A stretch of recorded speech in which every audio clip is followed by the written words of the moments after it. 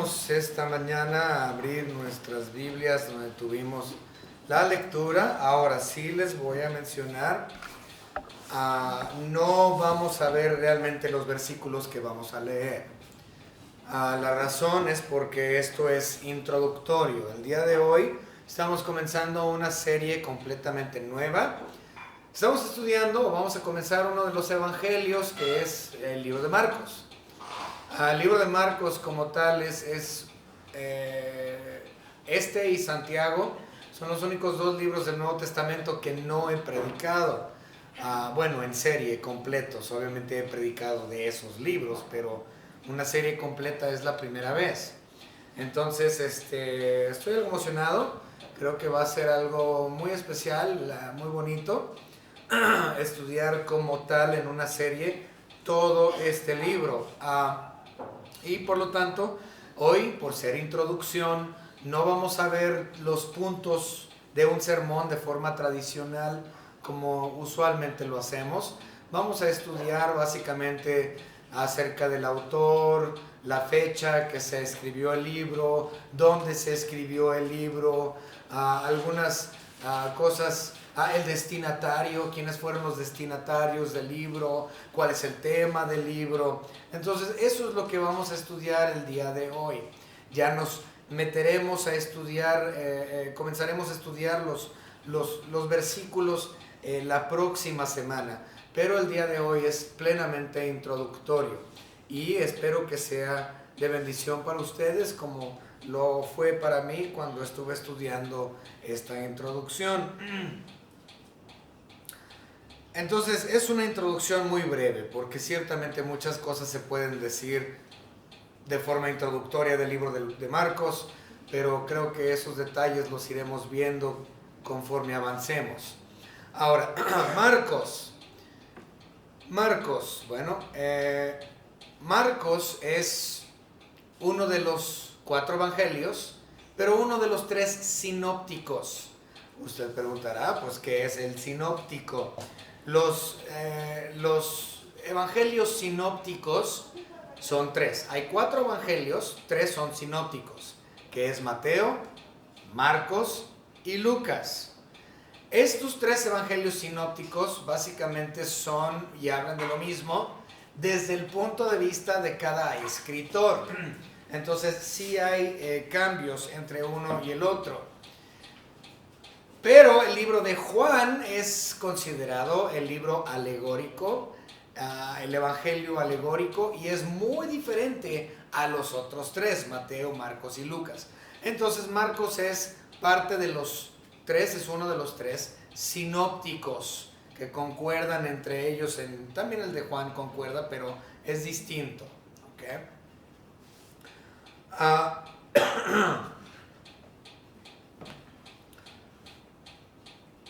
Vamos a empezar con una oración el día de hoy. Por cierto, algo interesante que antes de empezar con la oración. Marcos, de hecho, es el evangelio más corto.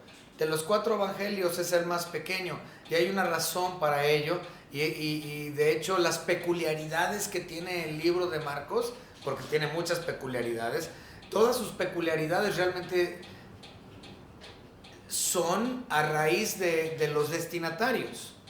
¿Sí? A causa de los destinatarios tan específicos del escritor Marcos, es que esto causa peculiaridades dentro del evangelio que los otros 3 evangelios no tienen. Entonces, muy, muy interesante. Vamos a empezar con una oración.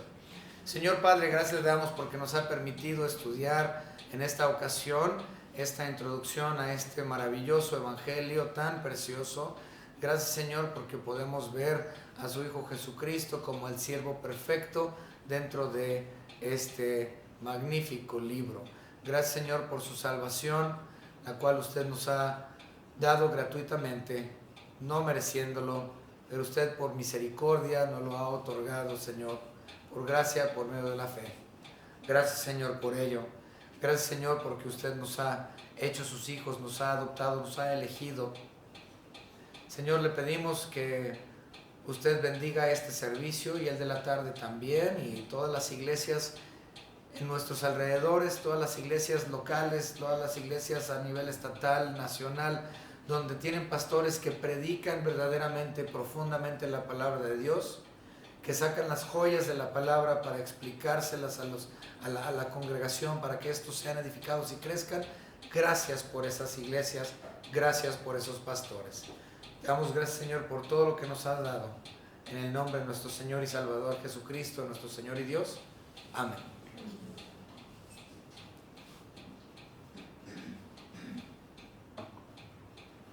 Muy bien. Vamos a hablar acerca del autor. Primero, ¿quién es el autor? Dice aquí Marcos. Marcos, así se llama el Evangelio, pues así se llamaba el autor. Marcos. Su nombre realmente, técnicamente, no es Marcos, es Juan. Marcos es el apodo, ¿sí? Como por ejemplo, Saulo se le puso Pablo.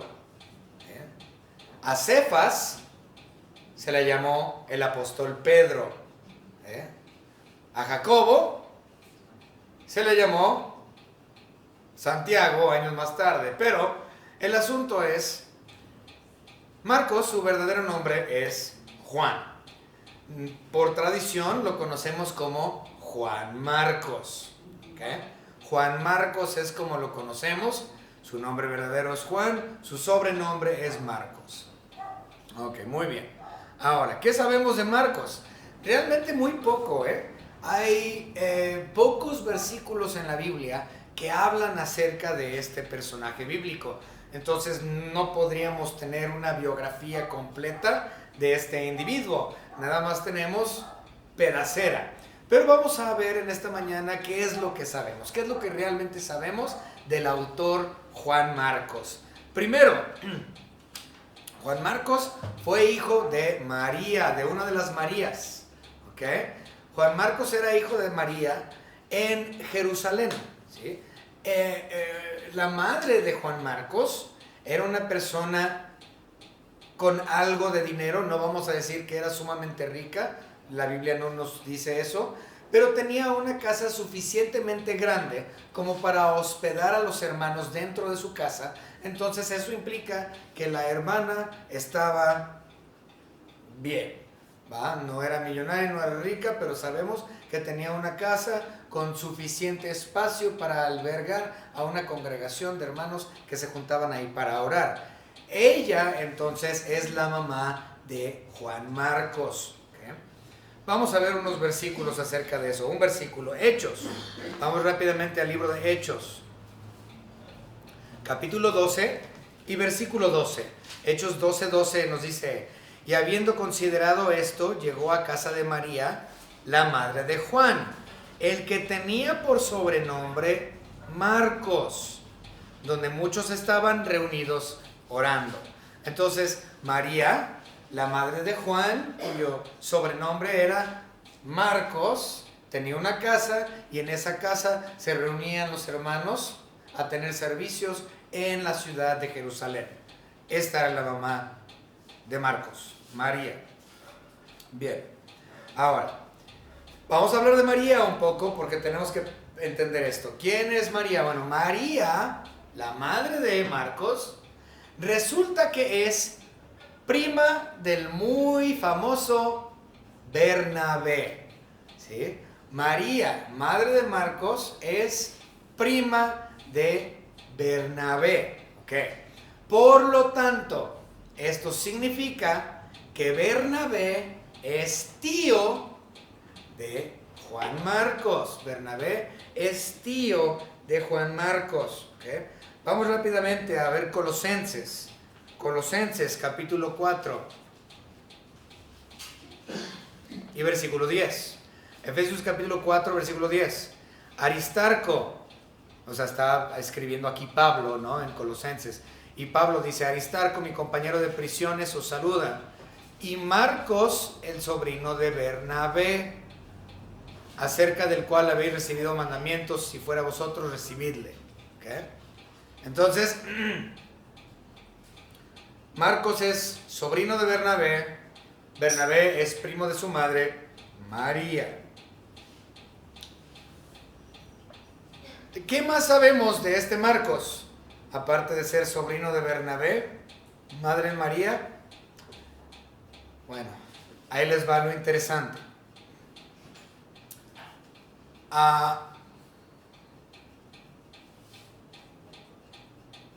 En primer lugar, lo más seguro es que Marcos recibió a nuestro Señor Jesucristo posiblemente a una edad muy temprana. Era chico, era joven. Él conoció personalmente a Cristo Jesús. ¿Sí? Marcos conoció la persona de Cristo Jesús. En físico lo conoció. Pero Marcos estaba muy chiquito realmente de edad. Era más joven que Juan. Juan, el apóstol, cuando empezó a caminar con Cristo, tendría unos 14 años de edad aproximadamente. Entonces el apóstol Juan, que era el más chico de los 12 apóstoles, tenía como unos 14 cuando comenzó el ministerio de Cristo. Y Marcos era más joven que Juan. Entonces realmente él no estuvo tan activo en el ministerio de Cristo Jesús. No fue uno de los 12 apóstoles. Era un jovencito, un niño, verdaderamente un niño. ¿Y quién lo ganó para Cristo? Bueno, conforme a lo que leemos en Primera de Pedro, pensamos que Pedro fue quien lo ganó para Cristo. Vayamos rápidamente a Primera de Pedro. Primera de Pedro, capítulo 5 y versículo 13. 5:13 nos dice: la iglesia que está en Babilonia, elegida juntamente con vosotros, y Marcos, mi hijo, os saludan. Marcos no era el hijo de sangre de Pedro. Marcos no es el hijo de sangre de Pedro, pero lo llama hijo, hablando de forma espiritual. De la misma forma en que Pablo habla de Timoteo como mi hijo en el Señor.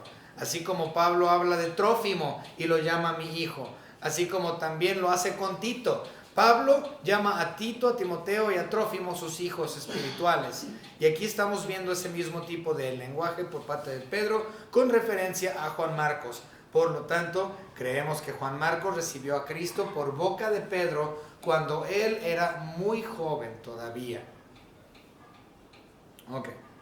¿Qué más sabemos? Su madre era María, su tío Bernabé, el muy afamado Bernabé. Fue ganado por Cristo por el apóstol Pedro. ¿Qué más sabemos de él? Bueno, hay un dato muy curioso dentro de la vida de Marcos, de Juan Marcos. A mí se me hace muy curioso este dato. Primero, cuando Cristo Jesús fue aprehendido, la noche que fue él prendido y tomado preso para posteriormente ser crucificado, recuerden ustedes que nuestro Señor Jesucristo se encontraba con sus apóstoles en el huerto de Getsemaní, la noche que él fue tomado. Y el libro de Marcos, el Evangelio de Marcos, nos relata de un incidente muy interesante que sucedió esa noche. ¿Okay? Vamos a verlo. Marcos, capítulo 14. Marcos, capítulo 14. Esto siempre se me ha hecho muy curioso. Marcos 14, y vamos a leer los versículos 51 y 52. Marcos 14, 51 y 52. Fíjense, no dice el nombre, no dice el nombre, pero dice, pero cierto joven le seguía. ¿Sí? Marcos está hablando de él mismo. ¿Sí? Dice, pero cierto joven le seguía, cubierto el cuerpo con una sábana, y le prendieron. Mas él, dejando la sábana, huyó desnudo. Ande pues. Es decir, la noche que Cristo Jesús estaba en el huerto de Getsemaní y los soldados iban a capturar a Cristo para llevarlo y culparlo de sedición, en esa noche están en el huerto y este joven, Juan Marcos, estaba chiquillo. Me lo imagino como un muchacho ahí nomás curioso, ¿no? Bien vago. Era un muchachillo, estaba bien vaguillo. Era tarde en la noche, tarde en la madrugada, así temprano. Me imagino que él se sale de la casa de María. Ahí nos vemos, jefa. Y se va a seguir a los grandes. Se va a seguir a los apóstoles. Se va para seguir a Cristo. Se va para seguir a aquellos quien él tanto admira, como los discípulos del Señor, sus apóstoles y Cristo Jesús mismo. Y me lo imagino acá que se hizo el tonto y, sí mamá, buenas noches, y se aventó a la sábana. En cuanto mamá se fue, así me lo imagino, no sé por qué. Y lo sigue hasta Getsemaní. Y están en el huerto, y cuando está en el huerto, que lo pescan y lo agarran de la sábana, y él dijo, ¡ay, patitas! Y empieza a correr, y pues sale desnudo. ¿No? Dejó la sábana. ¿Okay? Ahora, no voy a hablar tanto del asunto de que si estaba desnudo o que si no estaba desnudo, porque hay asuntos ahí en cuestión a la vestimenta y qué es lo que los judíos consideran desnudo, etcétera, etcétera. Pero el punto es de que este joven ahí estuvo presente en el huerto de Getsemaní, y este era de quien habla Marcos capítulo 14, versículos 51 y 52. Intrépido este muchacho, intrépido. Otra cosa que sabemos de él, que es muy conocido, lo podemos ver en Hechos capítulo 12 y Hechos capítulo 13, al final del 12, iniciando el 13. Cuando Pablo comienza su ministerio, o vamos, sus viajes misioneros, en su primer viaje misionero, el primerito que hizo Pablo, sucedió que Pablo y Bernabé dijeron, a ver, Juan Marcos, tú nos vas a acompañar en el primer viaje misionero. Entonces este jovencito, pues ya no era tan joven, ya habían pasado algunos años. Ya para este punto, donde él sale en el primer viaje misionero con Pablo, ya era un hombre, ya no era un niño. Entonces eso implica que todos estos años, desde su infancia hasta el primer viaje misionero de Pablo, Marcos se había mantenido fiel a la palabra y había estado a un lado de su tío Bernabé, aprendiendo y creciendo con él, y eventualmente se unió a Pablo, y Pablo y Bernabé le dicen, a ver, ¿sabes qué? Mira, nos vas a acompañar en este primer viaje misionero, tú vas a venir con nosotros. Otra vez, eso viene en Hechos 12, Hechos 13, final del 12, inicios del 13. Y Bernabé, bueno, y lo que termina sucediendo es que los acompaña. Marcos dice, ok, que me quieren llevar al primer viaje, yo voy, y fue. Pero en el camino surge una situación. Marcos abandona el viaje. Desconocemos, porque la Biblia no nos dice cuáles son las razones de su abandono. La Biblia no nos dice por qué él dice, ya me voy. Y no termina el primer viaje misionero. Esto obviamente no le sentó muy bien a Pablo. Y Pablo, yo creo que tampoco la Biblia nos dice, pero me imagino que él ha de haber pensado inmediatamente en la inmadurez de este joven. Inmadurez, débil. ¿Cómo es que no terminó el primer viaje misionero? Y se enoja Pablo. Pablo se enoja. Y a causa de este problema, que no fue un problema sencillo, esto divide el equipo misionero, que era compuesto obviamente por Silas, por Pablo, por varios, ¿ok? Entonces se divide el equipo misionero, y termina Bernabé diciendo, a ver, mira, yo me llevo a mi sobrino y nosotros nos vamos para Chipre, y tú y Silas pues ahí se quedan en Antioquía. Y estuvieron ahí un tiempo, y posteriormente empezaron el segundo viaje misionero, ¿okay? Pero vamos a leerlo para que quede bien en nuestras mentes. Hechos capítulo 15, el libro de Hechos capítulo 15, versículos 38 al 40. 38 al 40. Dice la palabra, y los alguaciles, no, ese es 16. ¿Qué les dije? 15. Sí, 15:38 al 40, 15:38 al 40, dice: pero a Pablo no le parecía bien llevar consigo al que se había apartado de ellos desde Panfilia, es decir, a Juan Marcos. Juan Marcos se apartó de ellos en Panfilia y no quiso él continuar, los abandonó, y dice el versículo 38, y no había ido con ellos a la obra. Y hubo tal desacuerdo entre ellos que se separaron el uno del otro. Bernabé, tomando a Marcos, navegó a Chipre, y Pablo escogiendo a Silas, salió encomendado por los hermanos a la gracia del Señor para el segundo viaje misionero. Entonces, fíjense nada más, la iglesia de Antioquía los encomienda para un segundo viaje. En otras palabras, tuvieron una segunda comisión. Eso es interesante. Muchos misioneros consideran o piensan que nada más necesitan tener una comisión de por vida. La ordenación es por vida, pero la comisión no necesariamente. Entonces, una ordenación, te ordenan y es de por vida, y mientras tú te mantengas fiel al Señor, no hay necesidad de quitarte esa, porque un pastor puede perder su ordenación, ¿sí? Un pastor puede, por sus carencias, por cuestiones de pecado o demás, puede perder su papel de ordenación. ¿Va? Eso es cierto. Pero mientras viva conforme a la palabra de Dios y haga lo que es, a lo que ha sido llamado a ser, entonces la ordenación es de por vida. Pero la comisión, esta sí cambia. Si un misionero decide, vamos a suponer que hay un misionero aquí en México, lo comisionaron de, no sé, X país, para venir aquí a México a ser misionero, pero después Dios abre puertas para que ese misionero se vaya a la República Dominicana.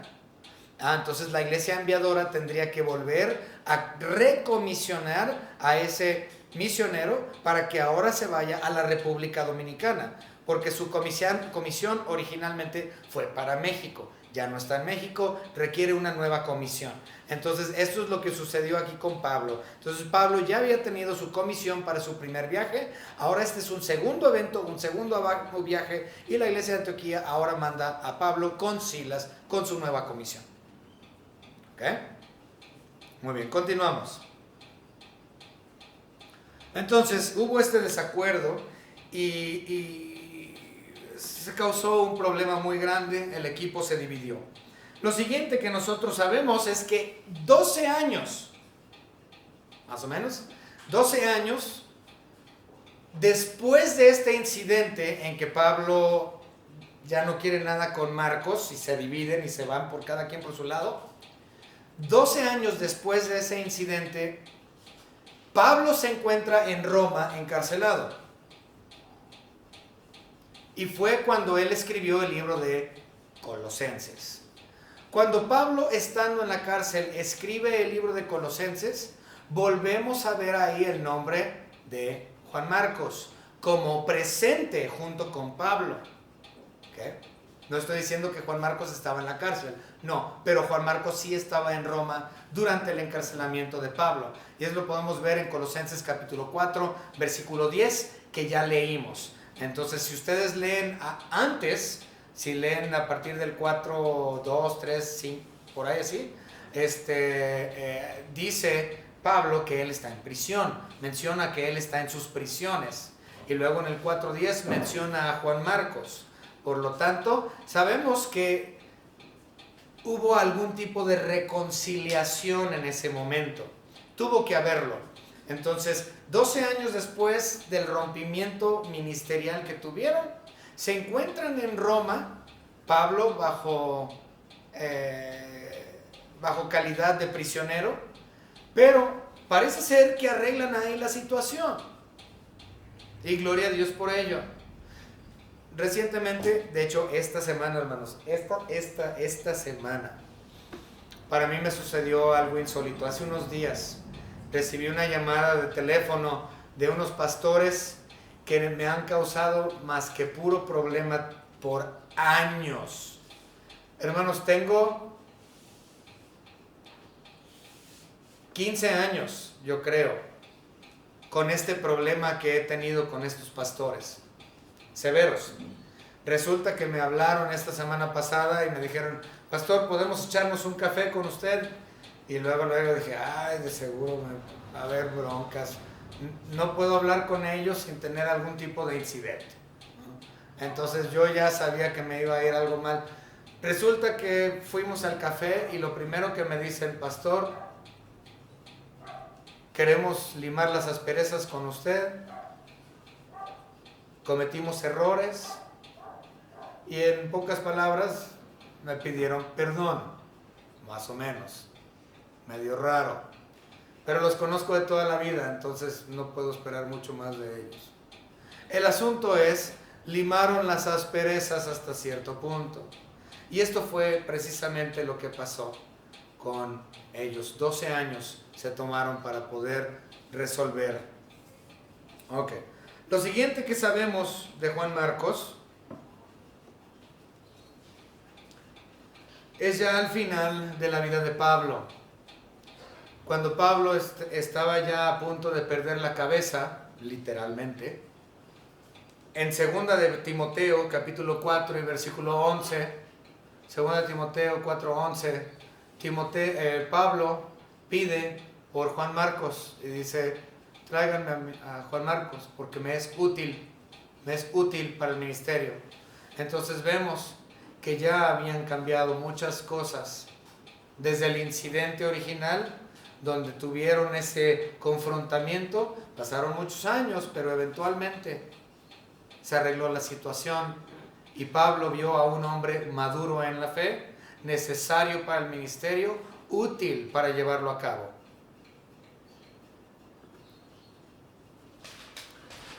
Y bueno, para darle algo de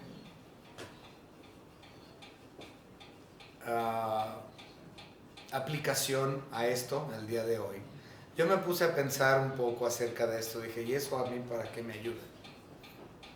Viendo la vida de Juan Marcos y lo poco que sabemos de él, ¿eso cómo me ayuda a mí como cristiano, no? Porque se supone que yo puedo encontrar aplicación a mi vida dentro de toda la palabra de Dios. Entonces aquí, ¿qué es lo que me está enseñando? Y yo llegué a pensar en esto.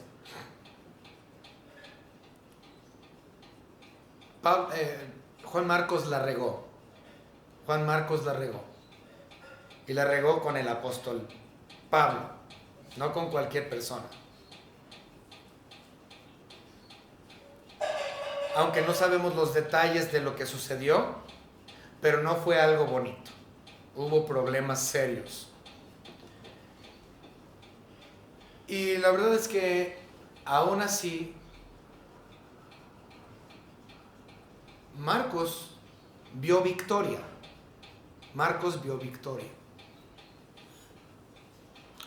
A través de golpes de la vida posiblemente y de muchas tribulaciones, pero Dios cambió la vida de Marcos a tal lugar en que Pablo lo llamó: me es útil, tráiganmelo.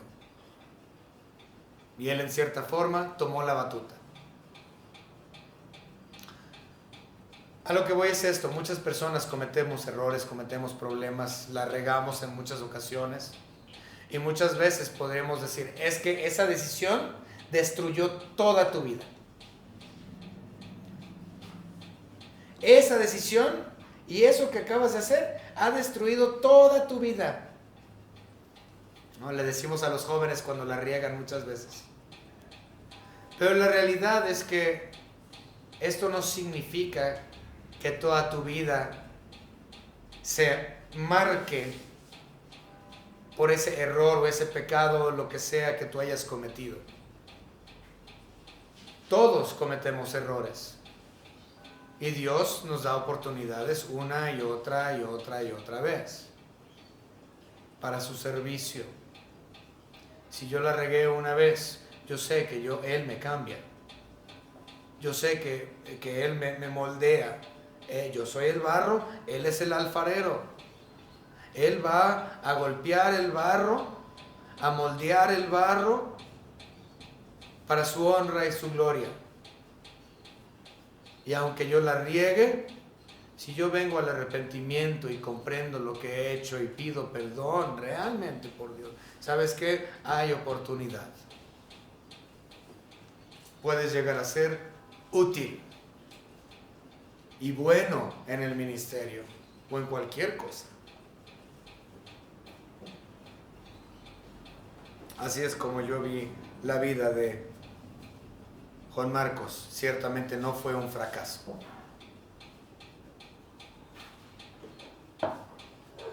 Muy bien. Vamos a hablar un poco de la fecha. Ya hablamos de Juan Marcos, vamos a hablar de la fecha. Hay dos posturas en relación a la fecha. Una es una fecha temprana, entre los años 55 y 60 después de Cristo. Y luego hay una fecha tardía, entre el año 65 y el año 70. ¿Okay? Entonces, estas son las dos posturas. En lo personal, yo prefiero y creo en la fecha más temprana. Y yo creo en una fecha más temprana por varias razones. ¿Okay? Pero una de las razones es porque yo considero que Lucas, que fue el Evangelio de Lucas. El Evangelio de Lucas fue escrito aproximadamente en el año 66-67 después de Cristo. Y nosotros sabemos por lo que dice el Evangelio de Lucas en los primeros versículos, que él tuvo que hablar con personas y juntar información para poder escribir el Evangelio de Lucas. Porque ciertamente Lucas no fue testigo ocular. Por lo tanto, él tuvo que recaudar información para escribir su evangelio, y considero, por lo que he estudiado, que hay muchas similitudes entre el libro de Marcos y el libro de Lucas.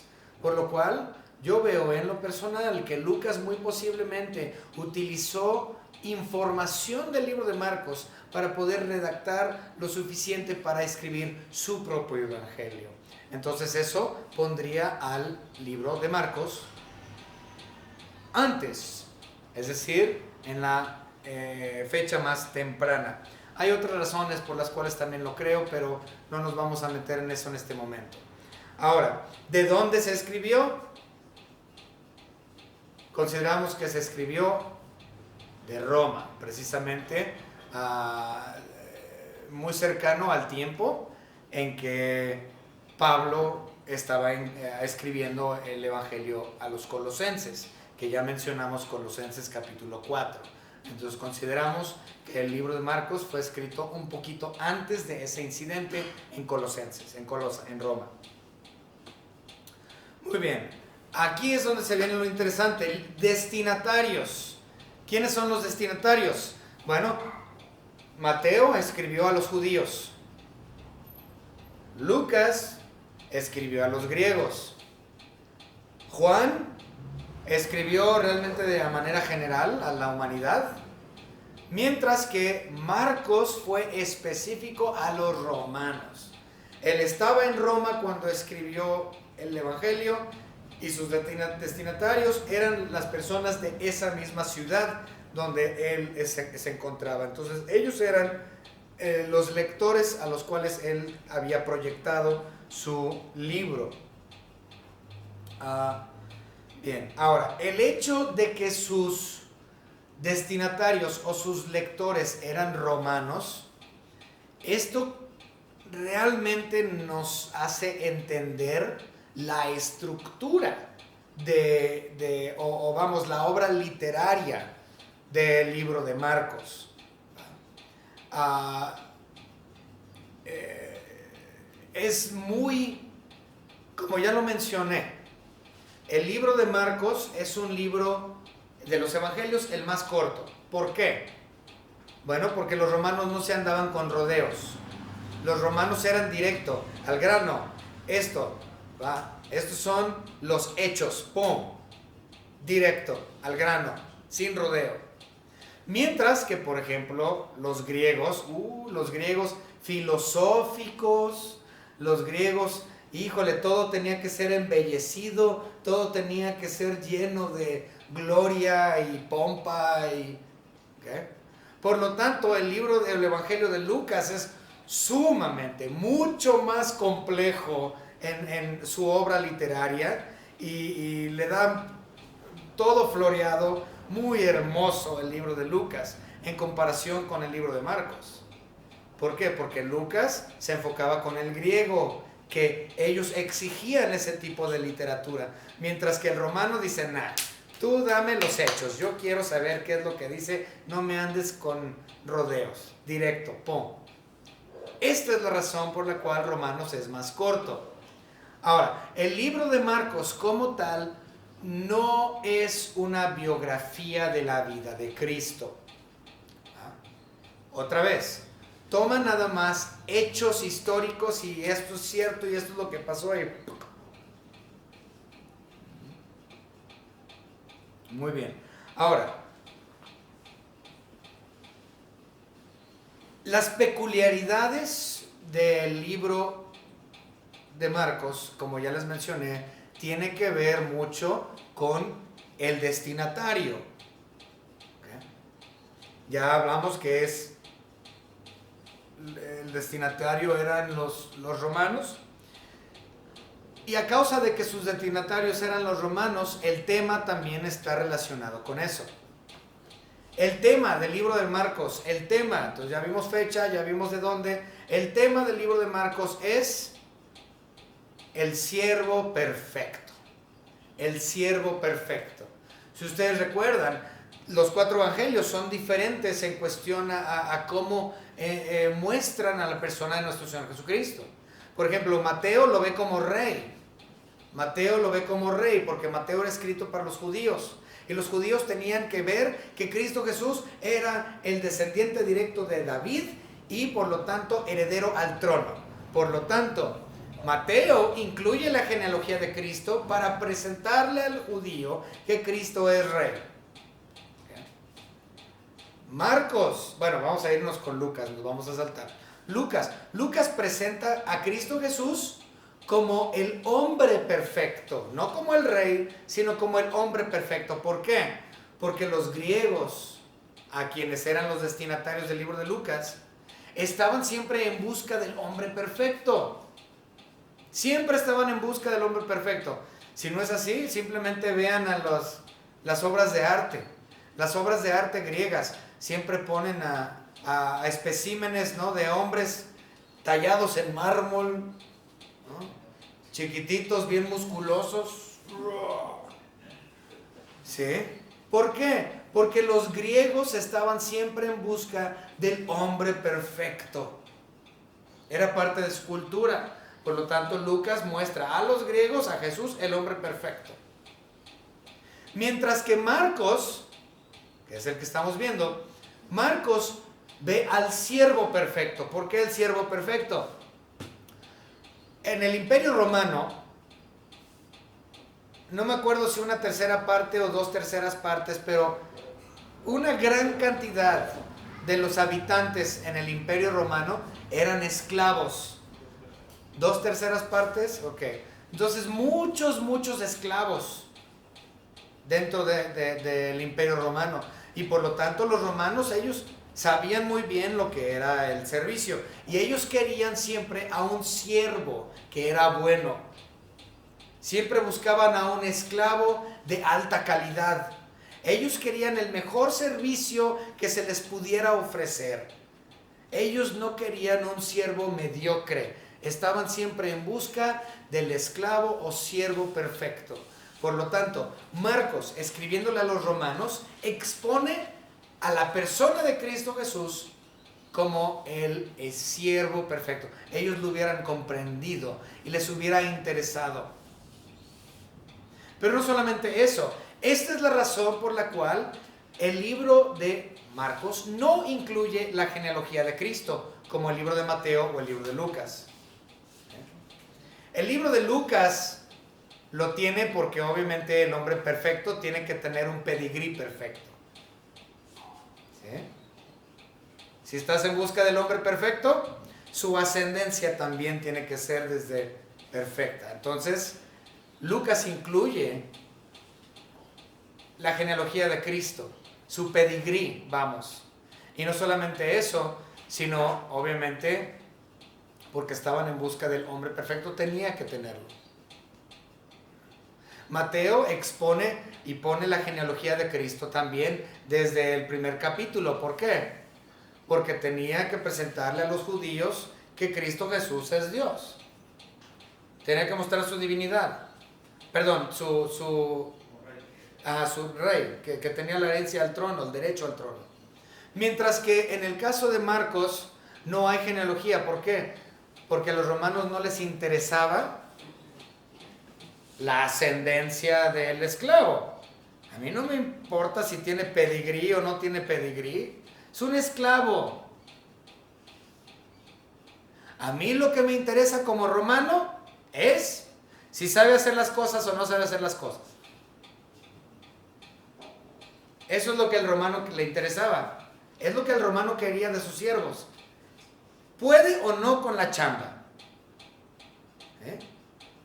Por eso es que Juan Marcos, cuando él escribe el Evangelio, él no se preocupa en poner énfasis en las palabras de Cristo.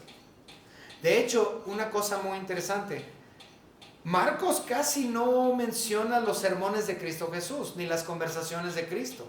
Marcos muy poco menciona realmente las conversaciones de Cristo o sus mensajes.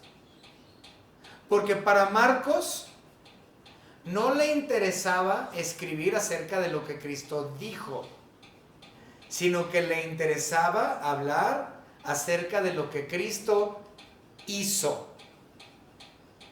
Las acciones laborales de Cristo Jesús. ¿Por qué? Porque al romano le interesaba saber si podía con la chamba o no podía con la chamba.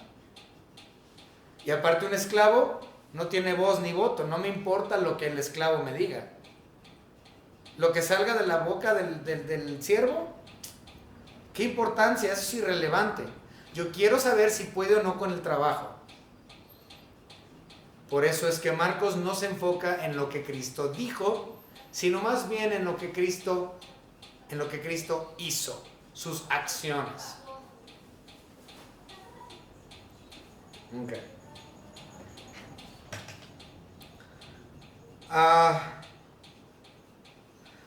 Otras peculiaridades también interesantes del libro, y con esto ya vamos a terminar, porque no tengo tiempo. Otras peculiaridades muy interesantes del libro de Marcos es, este es el único evangelio que tiene palabras latinas. Tiene palabras latinas varias veces, que no vienen en el griego como lo demás del Nuevo Testamento, sino que vienen en latín. ¿Por qué? Porque sus destinatarios eran romanos. Entonces era importante poner palabras también para ellos, para que ellos pudieran comprender más fácilmente ciertos conceptos. Ahora, también es interesante notar, a diferencia de los otros evangelios, Marcos traduce palabras arameas y las explica. ¿Por qué?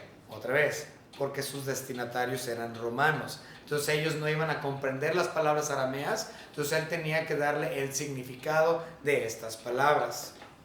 Vamos a ver un par de ejemplos de esos que es interesante. Ya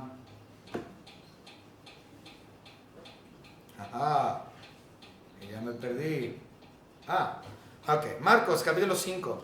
Marcos capítulo 5 y versículo 41. En Marcos 5:41 nosotros leemos lo siguiente.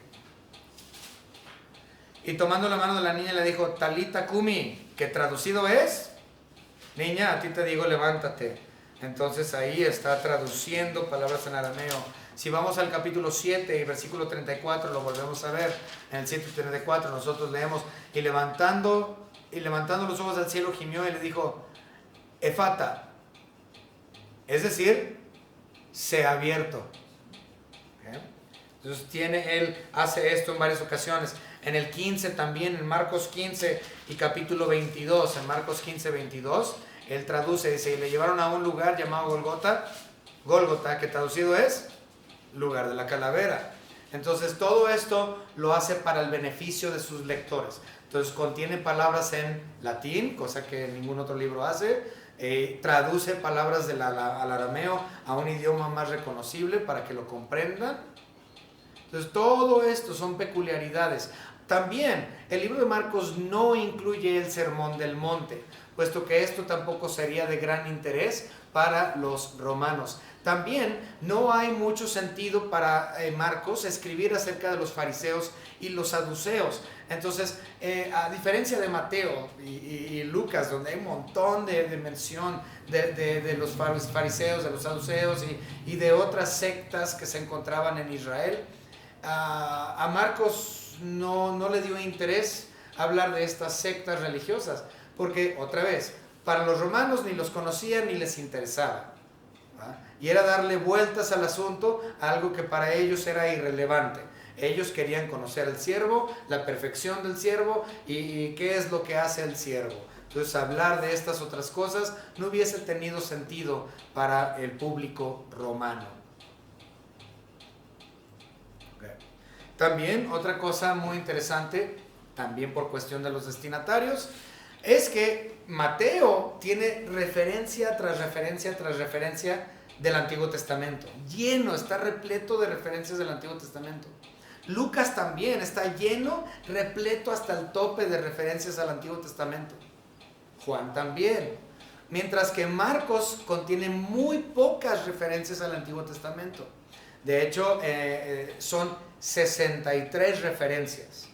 63, que realmente es muy poco. En comparación de Mateo, que son casi 200 referencias al Antiguo Testamento. Casi 200 referencias al Antiguo Testamento en Mateo y Marcos nada más tiene 63. ¿Por qué? Obviamente porque en Mateo sus lectores eran judíos y conocían y entendían muy bien el Tanakh.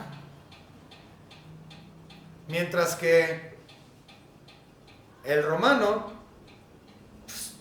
jamás en su vida habían leído el Antiguo Testamento y si les regalaran uno yo creo que les interesaba poco.